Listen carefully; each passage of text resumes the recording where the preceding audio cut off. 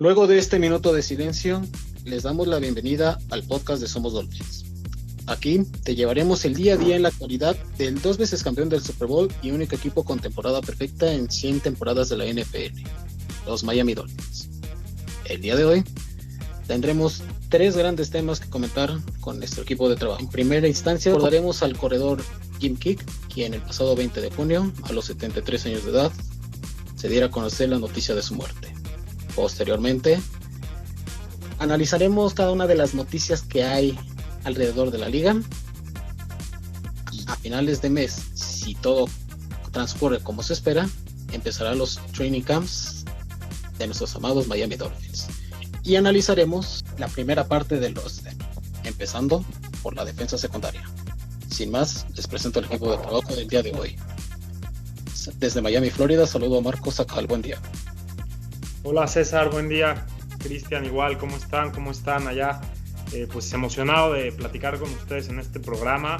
Me emociona mucho hablar sobre la secundaria y todas las noticias que transcurrieron en esta semana. La secundaria me parece que es una de las unidades más fuertes del equipo y creo que es una manera de empezar con el pie derecho. Definitivamente, estimado Marcos, es una posición con mucha profundidad y comentaremos más adelante en el programa. También saludo desde la Ciudad de México a Cristian Carrillo. Buen día, Cristian. ¿Qué tal? Muy buenos días, amigos de Somos Dolphins. Pues con el gusto de saludarles y pues también emocionado para este programa platicar de esta posición que es muy reforzada este año, como bien comenta Marcos, el tema de los profundos y los corners. Creo que Brian Flores y el staff de Miami refuerzan bien esta posición, y también platicar de las principales noticias que han surgido de los Delfines de Miami en estas últimas semanas, y pues con el gusto de arrancar y a la orden. Perfecto, estimado Cristian, y servidor y amigo quien les habla, César Mercado, les damos la bienvenida a este programa. Adentrándonos ya de lleno en los temas a tocar, el primer tema para este programa es recordar a nuestro querido y entrañable corredor Jim Forrest Kiick, mejor conocido como Jim Kiick, quien lamentablemente el pasado 20 de junio del presente año se diera a conocer su muerte a los 73 años de edad. Jim nació un 9 de agosto de 1946 en Lincoln Park, New Jersey. Jugó en el colegial con los Vaqueros de Wyoming durante 3 años. Participó en todos los partidos y generó 2.275 yardas totales, 1.714 en juego terrestre y 561 en juego por pase. Y tuvo 15 touchdowns, 10 por juego terrestre y 5 por juego por pase.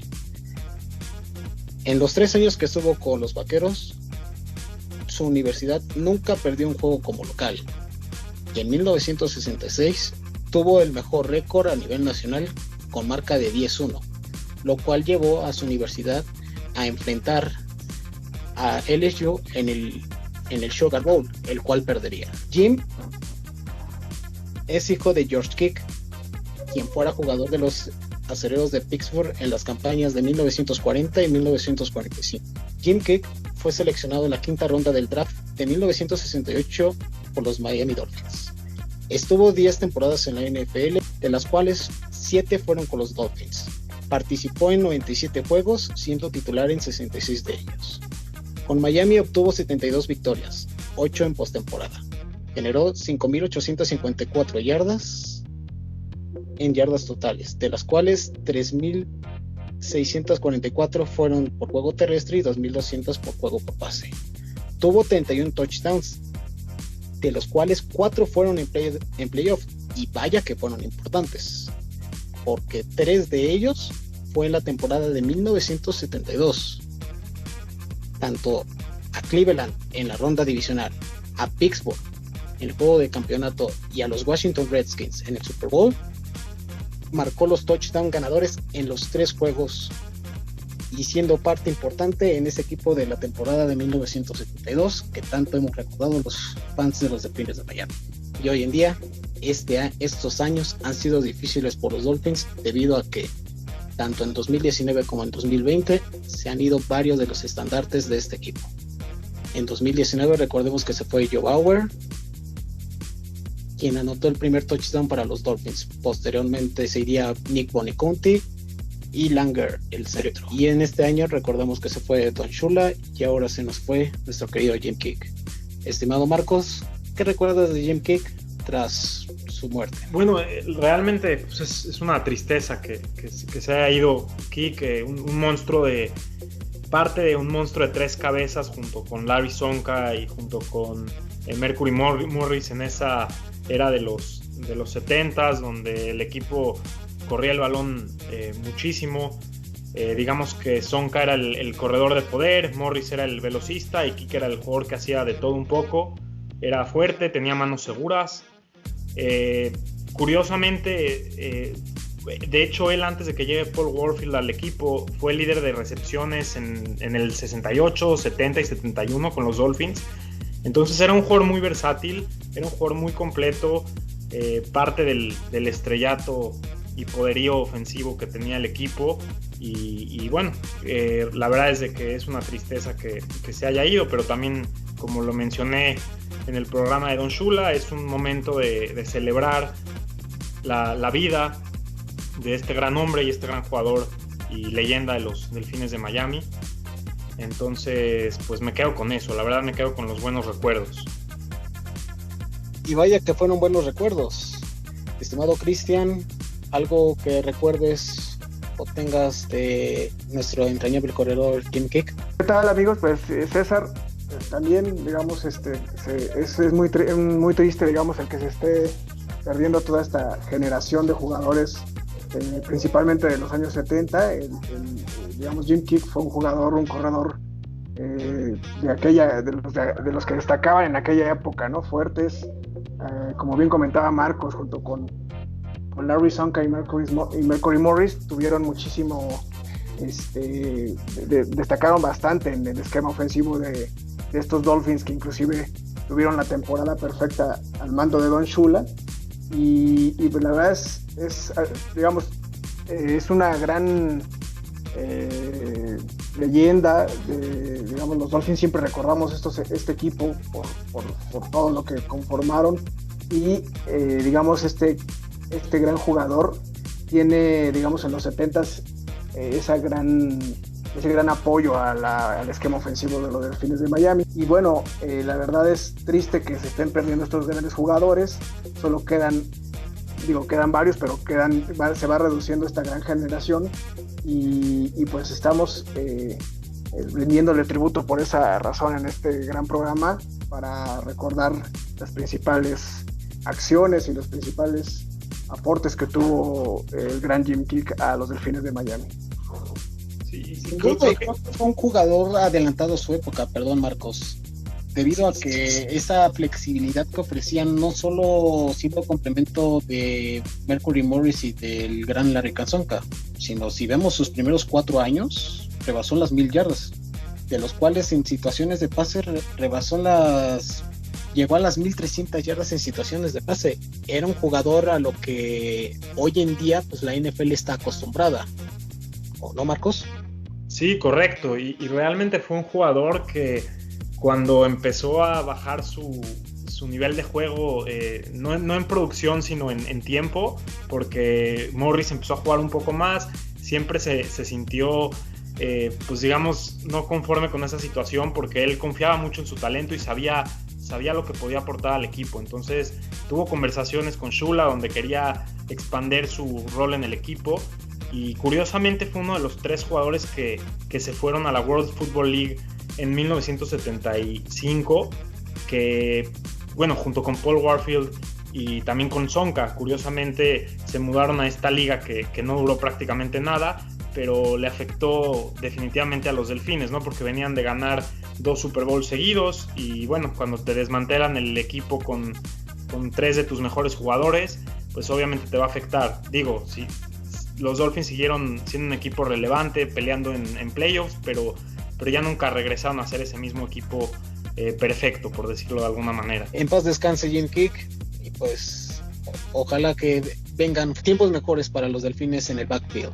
Estimado Cristian, ¿alguna noticia que te haya llamado la atención hoy en día en el mundo de la NFL? Sí, pues creo que se han dado, mientras más cercano se tiene la llegada de los training camps y si digamos el calendario se respeta con todo lo que está sucediendo con la situación sanitaria del virus del COVID-19, creo que se va acercando, digamos, se van dando más noticias en este sentido, y algunos agentes libres que quedaban, tal vez por la misma incertidumbre que genera el poder contratar a un jugador en estas épocas. Uno de ellos fue contratado recientemente esta semana, un quarterback, digamos, el de los principales quarterbacks que quedaban todavía libres, Cam Newton. Digamos, vamos a hablar un poquito de esta noticia porque está relacionada directamente con la división de los Delfines de Miami y pues Bill Belichick y los Patriotas de Nueva Inglaterra contratan a Cam por un año, digamos, es el contrato que se le brinda a prueba por el mínimo. Y pues al estilo de Bill Belichick y de Bob Kraft liderando este equipo, apuestan por un jugador que aparentemente pues ya no está en sus mejores épocas, y que en los últimos 8 partidos en Carolina tuvo derrotas, pero que también ha sufrido ya lesiones en los últimos juegos.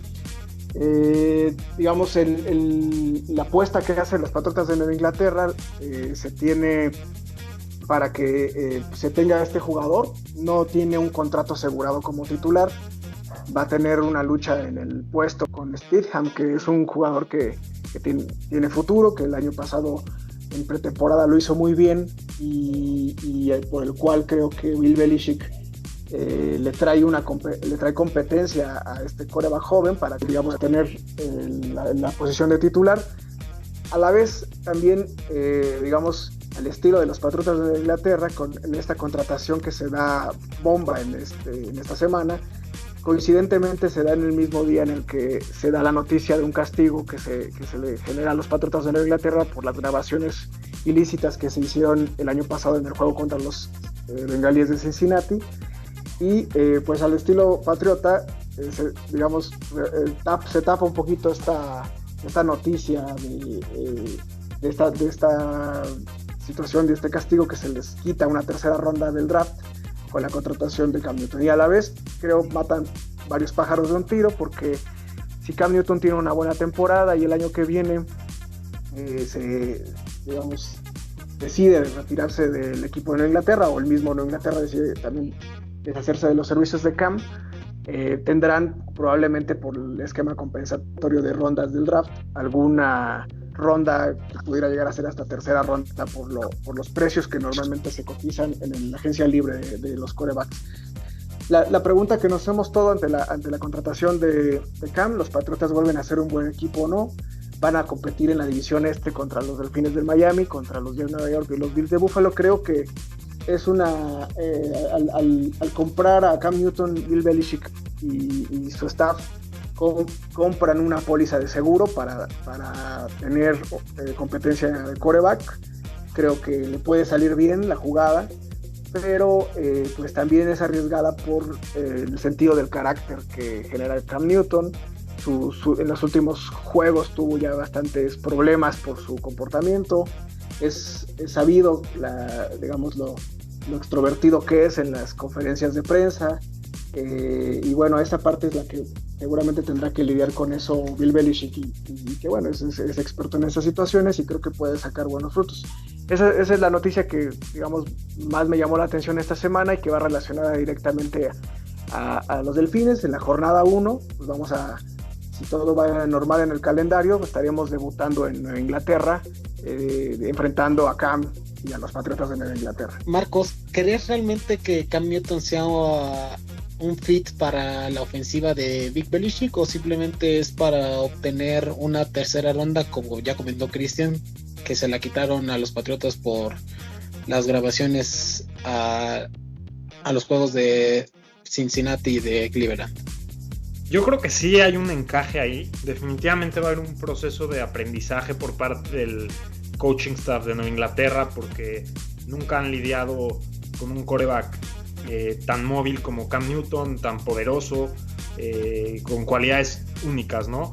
Entonces definitivamente va a haber un proceso de aprendizaje, pero de Cam Newton a Jarrett Stidham, pues creo que sí hay una diferencia muy grande en cuanto a talento, en cuanto a upside y en cuanto al ruido que puede hacer Nueva Inglaterra. También recordemos que Cam Newton tiene apenas 31 años, entonces que es cuando normalmente un quarterback entra a su prime o a su momento, pues a su mejor momento en su carrera, ¿no? Entonces creo que tiene mucho por dar todavía Cam Newton.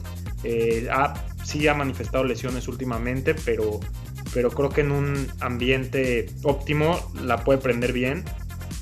Personalmente pues me sentía muy cómodo con Jarrett Stidham como rival, y bueno, pues espero que me equivoque, porque la verdad que no me vino muy bien la noticia, pero bueno, confiamos en nuestros delfines y también más adelante vamos a hablar de cómo creemos que Miami espera parar a Cam Newton y a otros jugadores con la secundaria.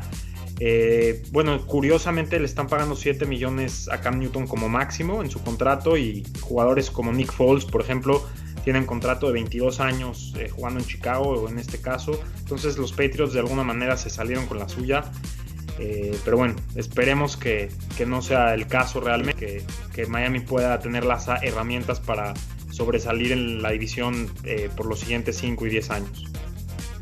Ojalá, estimado Marcos, ojalá.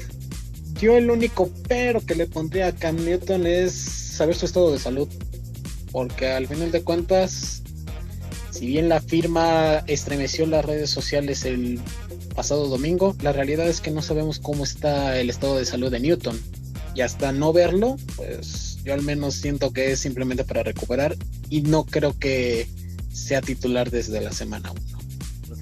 Estimado Marcos. César, antes que quería comentar de que un dato interesante es que en su contrato no hay una cláusula en donde los Patriots no le puedan poner el franchise tag. Entonces, en este caso, pues si la prende o juega lo suficientemente bien, pudieran contratarlo o asegurarse de sus servicios en su segundo año sin tener miedo a perderlo en agencia libre. Entonces también esa es una situación que hay que monitorear. Definitivamente. Veremos cómo se va desarrollando el lado oscuro de la fuerza, y ojalá que no les funcione, por el bien de la división y de los delfines. Estimado Marcos, ¿a ti qué noticia te llamó la atención alrededor de la liga o de los delfines en estos días? Regresándonos un poquito a la era de los 70s y 80s, el gran coordinador defensivo de los delfines, Bill Sparger, fue nombrado ganador de este año junto con Romeo Crennel del Dr. Z Zimmerman Award como el Lifetime Achievement as an NFL Assistant Coach. Es un premio que se lo otorgan a los asistentes más destacados de la NFL durante los años, y es un premio muy prestigioso porque está hecho por el Pro Football Writers.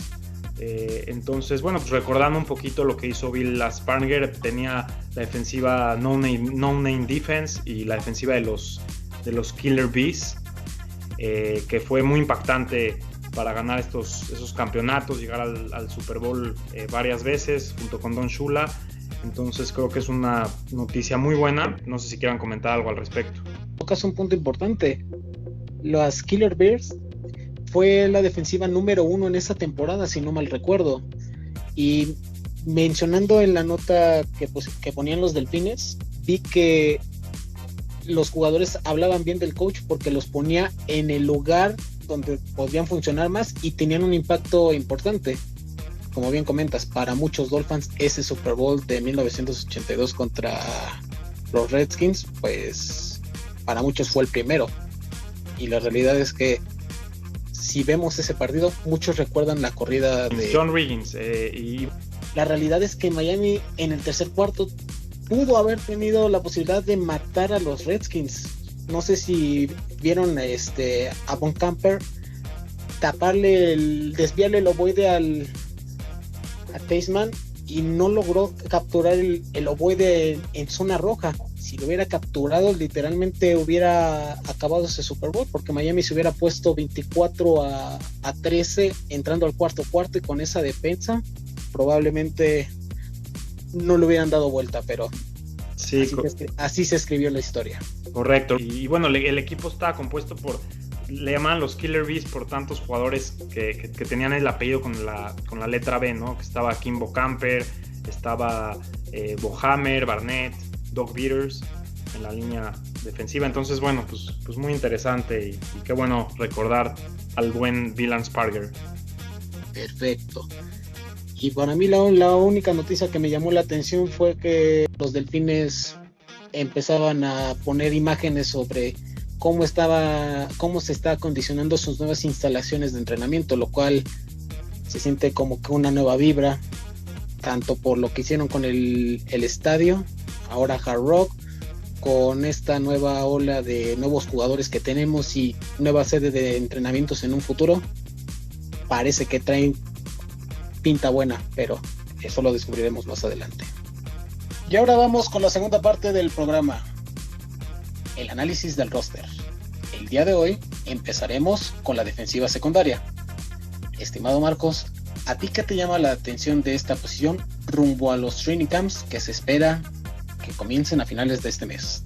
Bueno, hablar de la secundaria siempre es emocionante y más cuando eres un equipo que utiliza tantos cornerbacks y safeties en sus esquemas.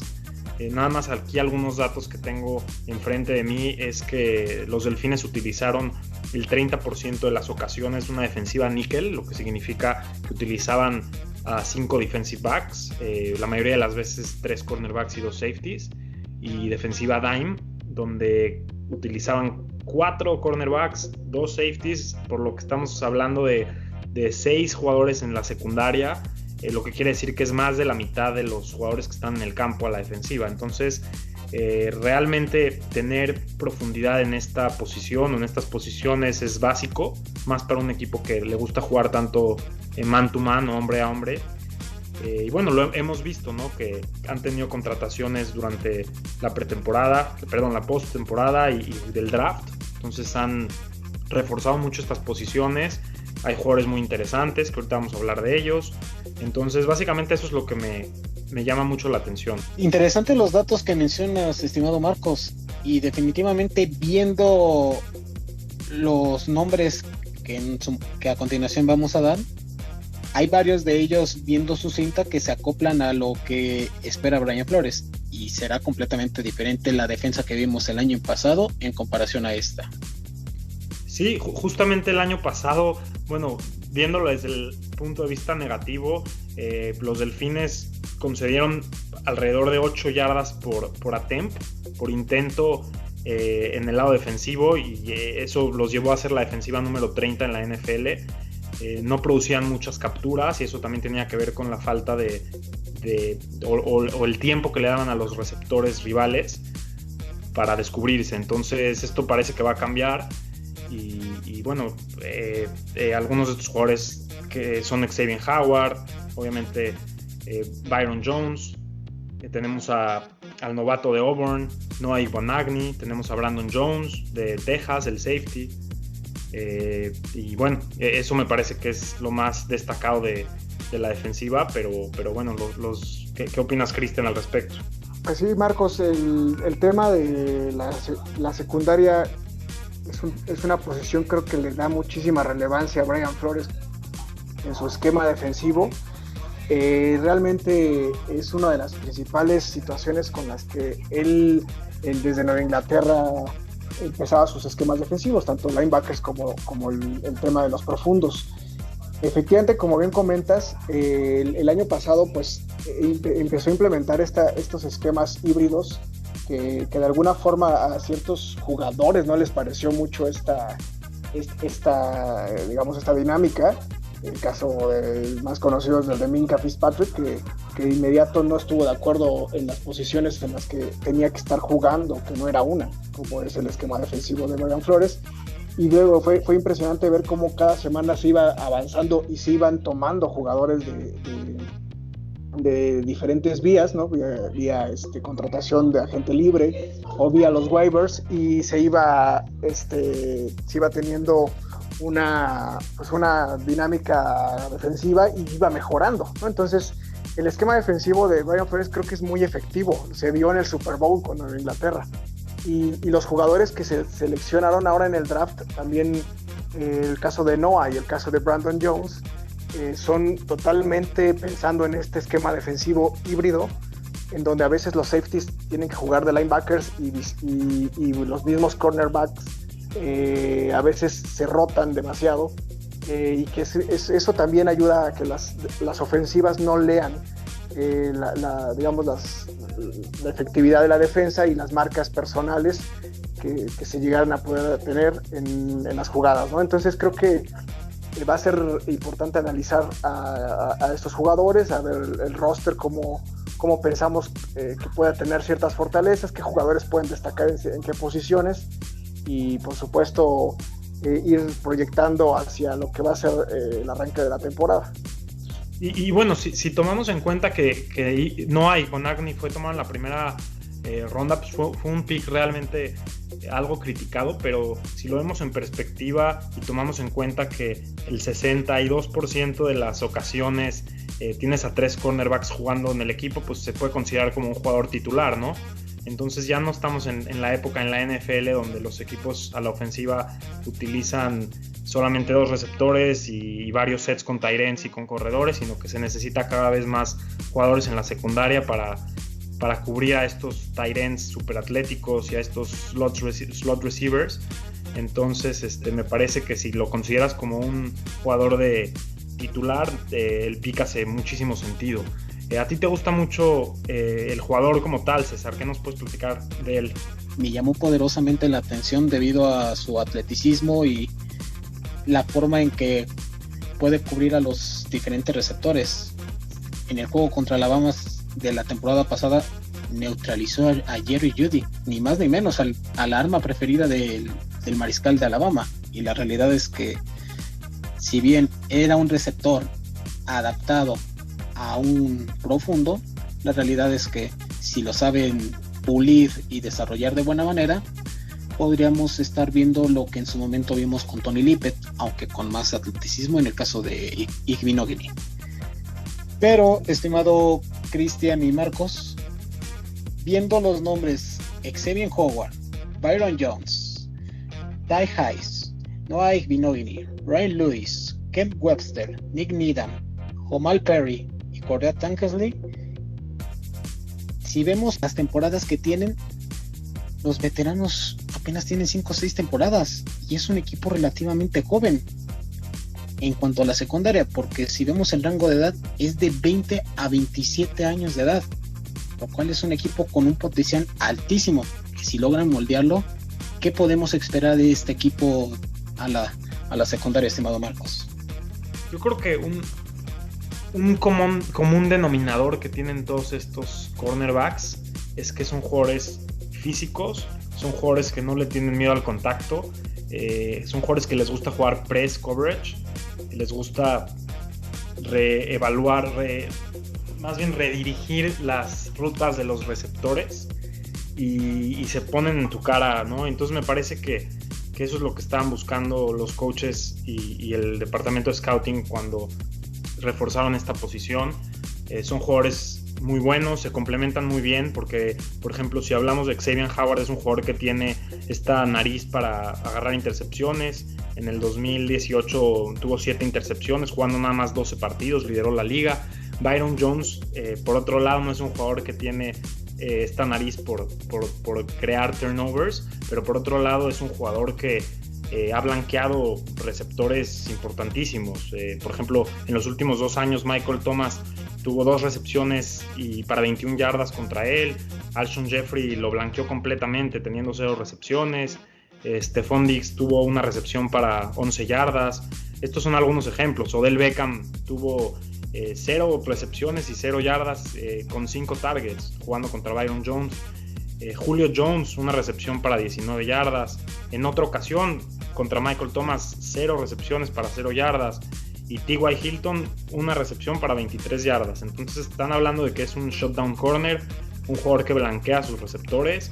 Y si complementas esto con además un jugador que puede jugar en el níquel muy bien y otro jugador que puede jugar afuera como Xavier Howard, pues me parece que puedes tener la mejor secundaria de la liga, ¿no? Creo que ahí se pueden pelear un poquito con la de los Baltimore Ravens, la de los Pittsburgh Steelers también es muy fuerte, pero creo que la de Miami definitivamente va a tener una de las 3 mejores secundarias de la liga si se mantienen sanos, ¿no? Que creo que también eso va a ser la clave. Estimado Cristian, complementando lo que dice Marcos, ¿crees que el Stephen Gilmore que necesita esta defensiva sea Byron Jones? Yo creo que sí puede ayudar mucho. No lo veo como un Stephen Gilmore, digamos, con el mismo tipo de juego. Creo que Stephen Gilmore tiene muy buenas coberturas en rutas largas y con jugadores un poquito más hábiles o más, digamos, de un prototipo de alto rango de recepción, hablando del punto de recepción en altura, sufre un poquito, pero sí, lógicamente es el mejor jugador defensivo de los Patriotas de Inglaterra, pero a Byron Jones lo veo más como un jugador que está cerca siempre de su receptor en rutas cortas, y creo que es una de las principales estadísticas que tiene. Creo que no es un fuerte su estadística de las intercepciones, de hecho no tuvo creo ninguna el año pasado, pero como bien decía Marcos, los porcentajes que tiene contra los receptores élite es impresionante, a diferencia de Stephen Gilmore, que sí tuvo sus altibajos con estos receptores élite. Es una gran contratación la de Byron Jones. Llega en una muy buena edad, llega con un contrato millonario y tiene que responder. Esperemos que entienda el esquema de Brian Flores, que no es fácil de entender.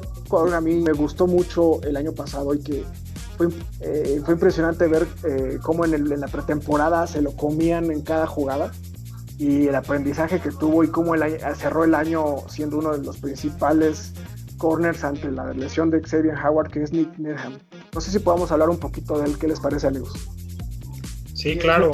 Adelante. Entonces, a mí me sorprendió que es un jugador que se toma como uno de los principales undrafted, de los agentes libres no drafteados, y que se hablaban muy buenas cosas de él. Arranca la pretemporada del 2019 y en todos los jugadores de pretemporada, si ustedes verifican, aficionados de Somos Dolphins, es un jugador que tuvo un muy bajo desempeño y de hecho por esa razón fue cortado en pretemporada, y al arranque de la temporada pues no figuraba, pero posteriormente, ante las lesiones que va teniendo el cuerpo defensivo de Miami con Xavier Howard y algunos otros jugadores que prueba Brian Flores como Ryan Lewis, y que va rotando, y inclusive por ahí estuvo Crowley también, que venía proveniente de los Santos de Nueva Orleans.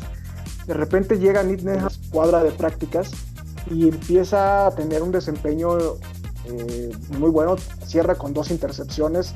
Una intercepción, recuerdo que fue clave en la victoria contra los Indianapolis Colts en la temporada pasada, y es un jugador que lo he venido siguiendo y creo que tiene un alto potencial, y si alguno de las estrellas que tenemos actualmente no rinde, él está detrás. Yo creo que ahorita su principal rol va a ser de slot, pero efectivamente puede cubrir otras posiciones, como bien decías, hasta inclusive de safety, y con el esquema híbrido de Brian Flores es un jugador que puede estar muy seguido en el campo de juego. Yo creo que le viene un poquito mal a él, que venía destacando y que se contratan varios jugadores. La selección de Noah, que probablemente va a estar luchando con posición 3 o 4 de corner del roster de los Delfines, pero creo que tiene mucho potencial este jugador, y yo tengo mucha ansia de ver en este 2020 qué desempeño tiene. Creo que es un jugador que Brian Flores tiene en la mira y no lo va a soltar. Yo coincido con todo lo que están diciendo. Needham realmente fue de los jugadores jóvenes que más destacaron el año pasado.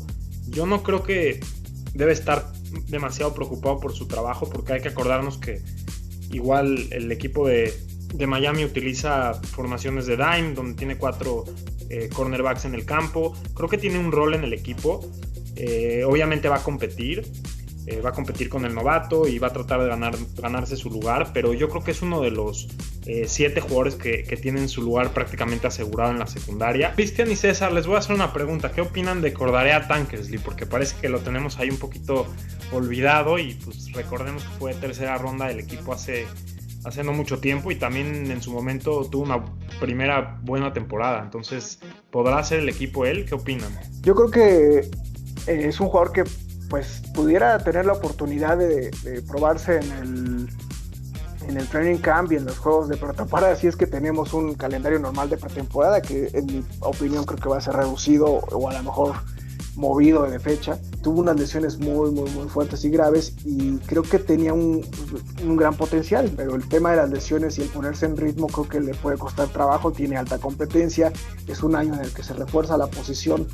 Yo la verdad difícilmente lo veo haciendo el equipo. Con tanto ex Tigre de Clemson que hay en los Dolphins, no me sorprendería que se sintiera cobijado para, si está sano, finalmente poder darnos más de lo que nos mostró en su temporada de novato. Y si nos vamos ahora a los safeties, tenemos a Eric Rowe, Andrea Colbert, Christopher Gilligan, a Kavon Frazier, al novato Brandon Jones y a Bobby McCain. Si vemos el común denominador, es igual que los esquineros.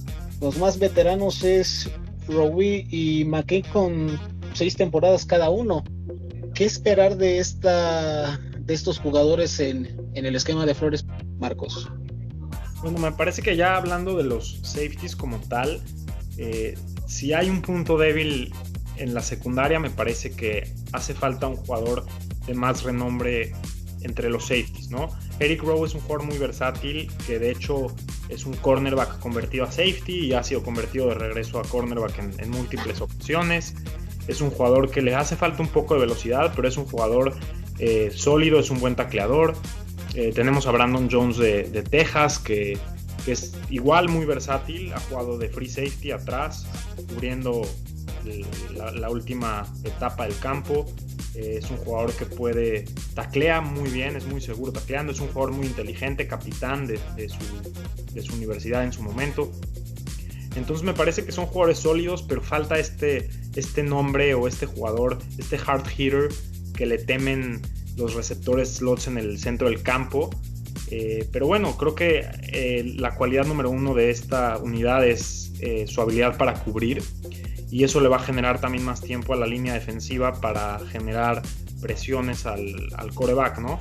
Que a Miami normalmente no le gusta blitzear mucho, le gusta mandar 4 jugadores en contra del quarterback, pero bueno, mientras tienes una secundaria sólida, entonces no necesitas mandar a muchos jugadores porque la misma línea defensiva tiene más tiempo para llegarle al quarterback, ¿no? Entonces creo que se van a complementar muy bien.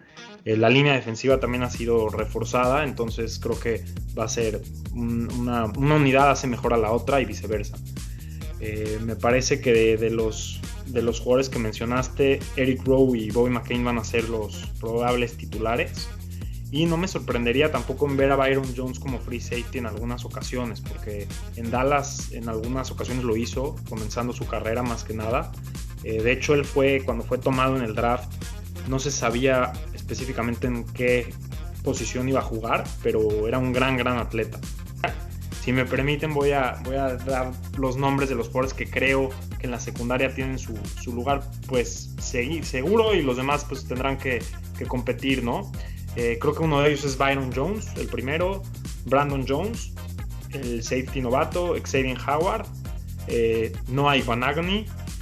Yo mencionaría a Nick Needham ahí, ya van 5. Creo que Eric Rowe es el 6º y Bobby McCain es el 7º.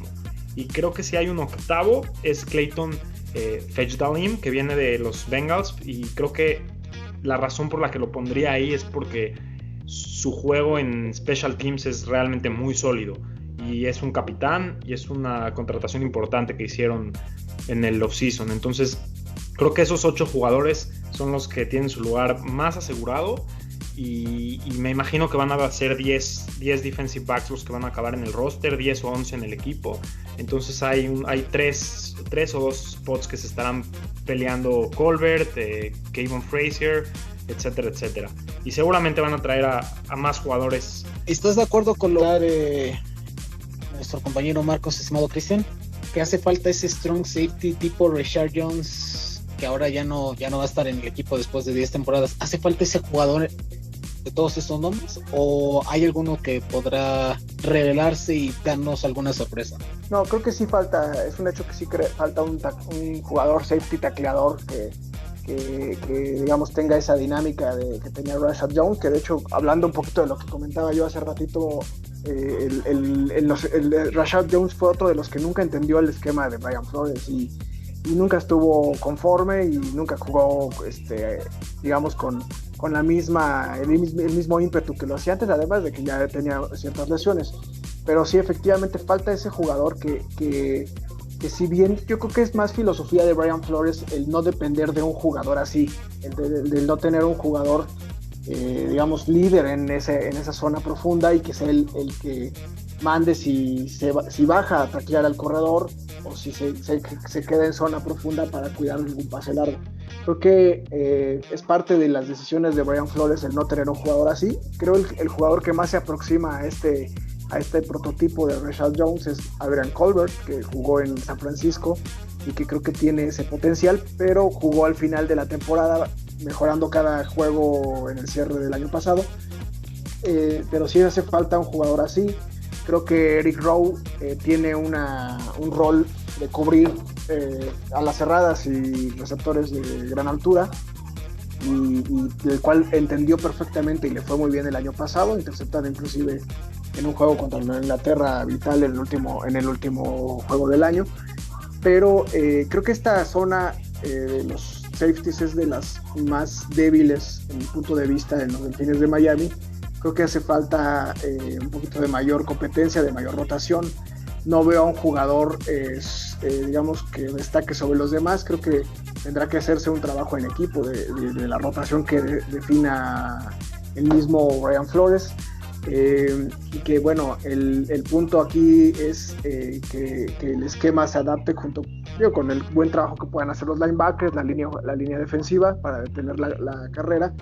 El tema de los profundos será pues que vayan acoplándose a jugar en equipo. Hay un jugador que a mí me llama mucho la atención, lo he comentado en programas pasados, lo he estado siguiendo desde que lo tomaron porque realmente no lo traía en el radar, que es Brandon Jones. Yo creo que Brandon Jones es un jugador que tiene un alto potencial a lo que puede llegar a rendir en el equipo. Y lógicamente este año no creo que tenga ese brinco tan rápido de ser titular y que esté en todas las jugadas, pero tiene el potencial de llegar si bien no a tener un rol como lo tenía Rashad Jones, sí tiene esa visión. Creo que es un jugador que estudia las defensivas, lo he investigado y tiene esa palomita, digamos, en su currículum que es un jugador que desde el colegial le gusta estudiar los esquemas defensivos y creo que le va a entender perfectamente a las múltiples posiciones que pide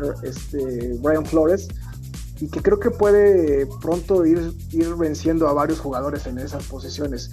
A mí la verdad no me gusta mucho el rol de Brian McCain ahí. A Brian McCain lo veo como un gran jugador que tiene un gran liderazgo y que rápidamente empató con varios jugadores, se volvió líder en el equipo, inclusive con los coaches, porque es un jugador que es imprescindible y que siempre está en el campo de juego. Pero Brian McCain no lo veo como un jugador tacleador, un safety y inclusive que tenga una buena marca en la posición de safety y que esté cerca de la jugada defensiva. Es un jugador que yo lo veo más como con un rol de corner, con un rol de slot, que lo hizo muy bien también, y que el hecho de inclusive estar jugando en esta posición de alto impacto le ha traído varias lesiones y que no sé si este año pueda soportar también estas lesiones que ha tenido y que siga teniendo ese mismo rol. Ese será mi punto de vista en cuanto a los safeties. Para cerrar este tema, amado Cristian, ¿cuál sería tu proyección para esta posición rumbo a la temporada 2020? ¿Cuántos cornerbacks, cuántos safeties ves para esta temporada? Sí, mira, César, yo veo primero en la posición de corner al siguiente cuadro titular. Lógicamente estaría sin tener una posición fija, porque en el esquema de Brian Flores es complicado que siempre estén en el mismo lugar, pero sí veo una rotación de casi siempre 3 cornerbacks, casi siempre un slot, digamos en jugadas de pase sobre todo, en donde lógicamente lo que proyecta es que Xavier Howard y Byron Jones estén en las esquinas, y como slot principal yo sí veo a Nick Needham. Como digamos, digamos, yo creo que ahí Brian McCain pudiera estar también haciendo en algunos momentos ciertas jugadas bajando al slot, pero creo que de inicio va a estar como safety.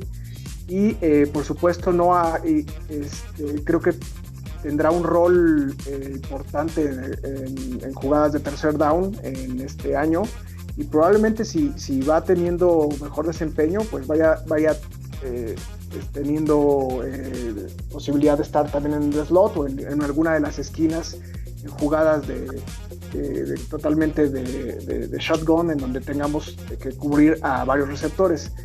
Ese sería como la parte de los corners en donde los veo como titulares. No veo, hay jugadores que no veo haciendo el roster como que estuvieron el año pasado, como lo es Ryan Lewis, y como lo es tal vez también a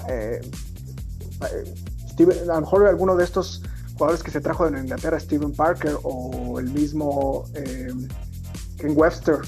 Tal vez alguno de ellos dos no lo haga, tal vez tiene más posibilidades Parker por la posición de safety. Jamal Wills sí lo veo también siendo el backup del slot, y es un jugador que también le gusta mucho a Brian Flores su tipo de juego, y que lo viene digamos, siguiendo desde Nueva Inglaterra. Y en la parte de safeties veo pues como titulares, yo creo que Eric Rowe tiene su lugar ganado por el desempeño que tuvo el año pasado, pero no es un jugador fijo. Creo que puede estar rotando con Adrian Colbert y el mismo Steven Parker, y como decía Marcos, Clayton Fejeldem, creo que su principal rol inicialmente va a ser en equipos especiales, pero puede dar la sorpresa de irse colando en esas posiciones. Repito, esta posición sí la veo débil.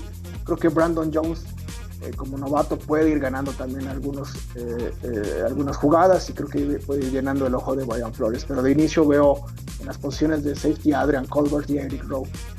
En cuanto a proyección en mi parte, pues creo que en los esquineros hay dos titulares fijos, que es Xavier Howard y Byron Jones. En cuanto a suplentes, de ellos dos probablemente podría haber, a diferencia de Christian, yo sí veo a Ken Webster o a Steven Parker, y hay un jugador de apellido Hayes que la temporada pasada cerró muy bien y que es un jugador a tener en cuenta. Tiene una buena lectura en cobertura, y la verdad es que muy pocas veces fue atacado por Brady. La realidad es que a mí me llamó la atención. En cuanto a safeties, probablemente vea a Eric Rowe, que se ganó su lugar por la temporada que hizo en esa posición, y el otro puesto en teoría tendría que ser Bobby McCain, pero yo no descarto que entre Brandon Jones, Clinton Fitzgerald y Noah Igbinoghene e incluso Nick Needham puedan competir por ese puesto. La realidad es que la rotación y los diferentes esquemas que va a poner Flores ya con sus chicos seleccionados y con un año más en el sistema, tendríamos que exigirle un poquito más a lo que vimos la temporada pasada. Solo el tiempo lo dirá. Por último, chicos, brevemente, ¿qué tanto le va a pegar a los Delfines en no tener los entrenamientos normales como en años pasados, con tantos nombres, tanto de agencia libre como de draft? Cristian, rápidamente. Yo creo que sí va a afectar, como a todos los equipos de la NFL. Creo que la NFL está planeando los protocolos en este sentido. Creo que habrá poco tiempo de práctica, habrá menos partidos de pretemporada en mi punto de vista, y habrá mayores jugadores, eso sí, mayor empleo para los jugadores que muchas veces se quedan fuera del rostro. Yo coincido con Cristian, definitivamente va a afectarle a Miami y a todos los equipos.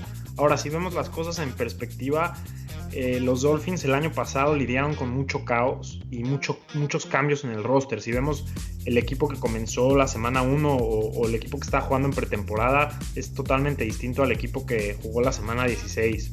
Es lo ideal. Y bueno, esperemos que todo fluya naturalmente, que sí se jueguen todos los partidos normalmente, su calendario, ojalá que haya gente en los estadios para que se sienta ese ambiente que se necesita. Y bueno, pues soy optimista, yo creo que sí vamos a tener una temporada y que las cosas van a regresar a su normalidad por ahí de los siguientes meses. La situación yo creo que va a estar muy complicada y ojalá que en las siguientes semanas veamos un receso en cuanto a contagios, en cuanto a la pandemia, para que no estemos pensando en que se tenga que posponer el primer mes o se tenga que reducir la pretemporada, pero en fin. Y con esto llegamos al final de este programa.